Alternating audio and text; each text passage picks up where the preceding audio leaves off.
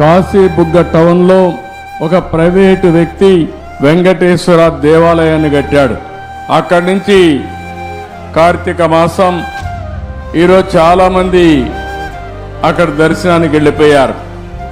కనీసం ఆయన చేసినప్పుడు పోలీసుకు కూడా చెప్పలేదు. చెప్పుంటే పోలీస్ ప్రొటెక్షన్ పెట్టి ఎక్కడికక్కడ కంట్రోల్ చేసేవారం. అది చేయని దానివల్ల 9 మంది తొక్కిడికి గురయ్యి చనిపోయే పరిస్థితికి వచ్చారు.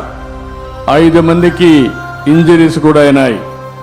ఇది చాలా బాధాకరం.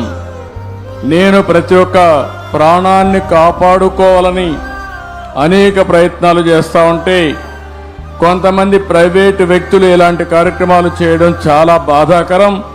దీన్ని నేను చాలా తీవ్రంగా ఖండిస్తున్నా. రాష్ట్రంలో అందరికి కూడా విజ్ఞప్తి చేస్తున్నా.